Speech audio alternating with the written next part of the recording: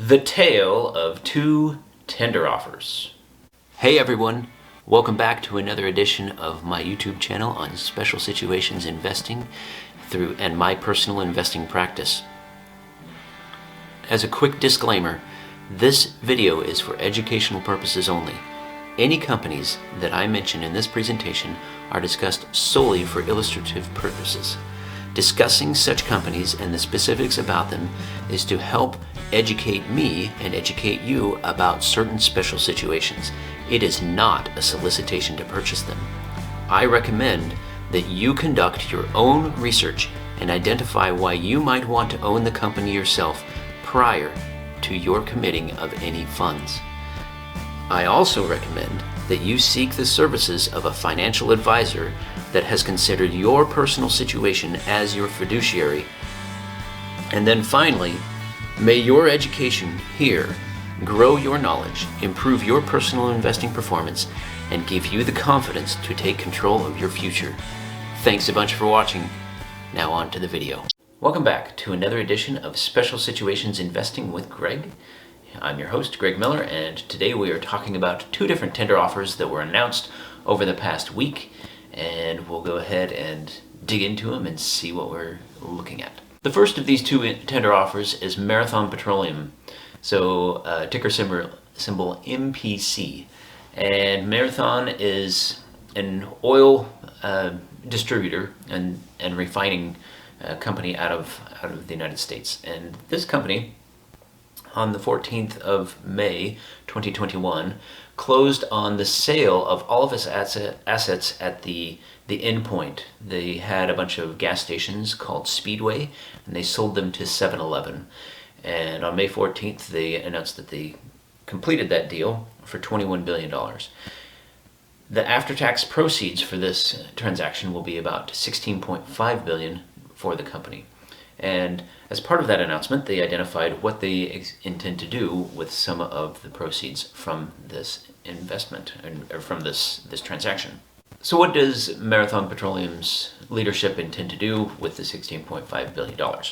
The first thing that they announced that they would do is they're going to try to return cash to shareholders by repurchasing shares. Plans for the estimated $16.5 billion after-tax proceeds of the sale of Speedway assets include repurchasing about $10 billion of company stock. Now, the company already had a $2.9 billion repurchase authorization, but they bumped it up to another $7.1 billion from the activity that they have here with Speedway. They have other things that they expect to do with these assets, and they want to repurchase $4 billion almost immediately with the Dutch tender offer. In the announcement, they announced that they would have a Dutch tender offer for shares, for about 10% of the shares, for $4 million. And the Dutch tender offer would be somewhere between $56 and $63 per share. At the current price of about $60 a share, this represents about a 5% gain over the term of this tender offer. Something to note with this, Speedway increased the amount that they originally had allocated for a tender offer of $2.9 billion to over to $10 billion. So in conjunction with this, they're trying to return the funds to the shareholders, and they basically have added all of that together. So $10 billion that's available for share repurchases over the next 12 to 18 months, and that's what their plans are, is to repurchase it at that time. I'd like to note that with that repurchase amount, at the current share prices, $10 billion represents almost 25% of the total shares outstanding. So it's a significant amount of money that they have ready to do this, and should be beneficial for investors that hold through that period. I estimate that, if all things being equal, that represents a turnaround share price of about $80 per share for the company. With that in mind, the rest of the money, there's another $2.5 billion that they've allocated to repurchasing bonds and restructuring their debt and lowering their debt burden. The the last that I looked at it, and this is just estimates, but they have about 32 billion in debt, 33 billion in debt. So this would reduce it down. I think out of the long-term debt that they have, I think the number that I saw was 29 billion, and this would put it down to 26 billion in debt. The risk is that there's a couple of risks if you buy into this and expect to hold it for the 12 to 18 months through the tender offer. And one of the risks is they haven't really announced what they're going to do with the rest of the money. They've got about 6.9 billion that they haven't really identified where they're going to allocate it. So they could use that to reduce debt, push them down to about 20 billion in debt, which would be pretty good for the security of the investment. But they haven't necessarily announced where they're going to go with that, which is kind of weird because this transaction, the sale of Speedway assets into 7-Eleven, it's been in the works for a while, and it's really weird to me that they wouldn't have nearly 40% of their overall anticipated proceeds accounted for. So, something, just my own personal experience is if I have money that I don't have allocated when it comes into my household, it's going to float away, it's going to fritter away. And I think that the same thing happens with large companies. But anyway, it's really interesting that they've gone this way. There's a significant amount of share repurchases that should happen over the next 12 to 18 months in this company, so that should be something to pay attention to and should probably increase the share price quite a bit over that same period. The risk of return on this is that because the time horizon is not set, you don't know how long you're going to be in the company. I mean, you have an idea that management has told you, and the time horizon does add additional market risk that may be involved with this. The second tender offer that we'll talk about today is Verso. It's a paper company with a market cap of about 560 million. And they announced a Dutch tender offer for their shares between 16 and 18.30 per share for up to $55 million of stock.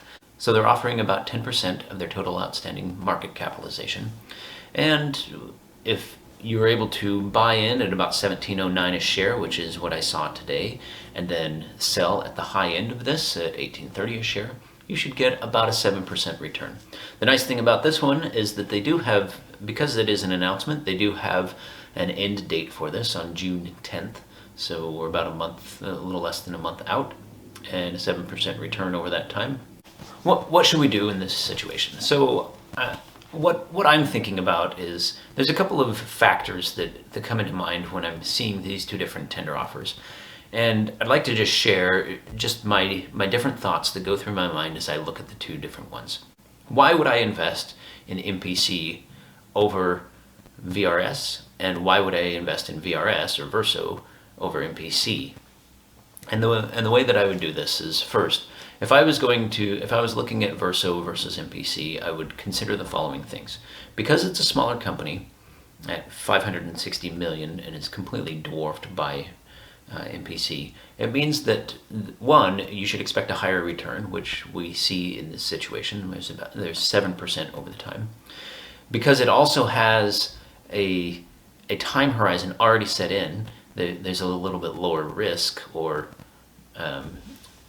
a better understanding of what actually is expected to happen. And then finally, there's less competition for this one because it's a smaller company.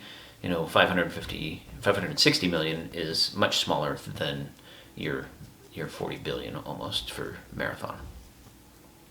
If I was going to think about why I would invest in Marathon over VPS, well, Marathon, the advantage of that one is it has a longer term time horizon. So you have a 12 to 18 months, and a lot of people won't be thinking that longer term. They'll just be thinking about the quick turn.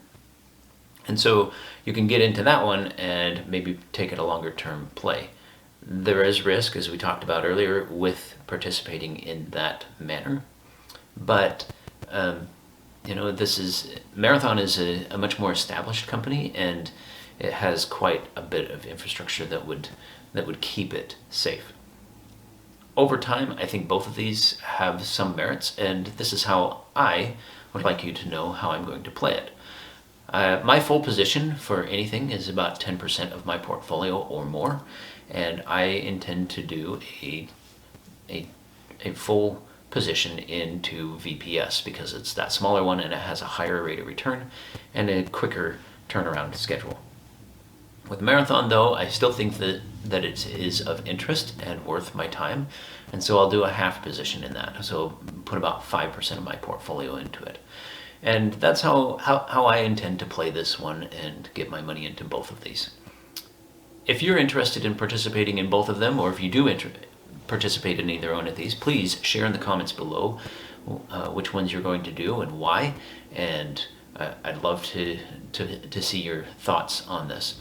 If you disagree with my thoughts, please go ahead and also comment below. I like to hear different perspectives and why people might not want to participate in these tender offers as we go into them. And then finally, last week I announced that there were 100 subscribers to this channel, and as celebration I wanted to give a name to everybody. After talking with family members, after reviewing some of the comments that were in the video below, or video from last week, I decided that the term that we might want to call ourselves are investing mutants. And if you like that idea, please go ahead and share below. If you dislike the idea, also let me know in the comments below, and we will have a final decision by next week with that. Thanks a bunch for watching this week, guys.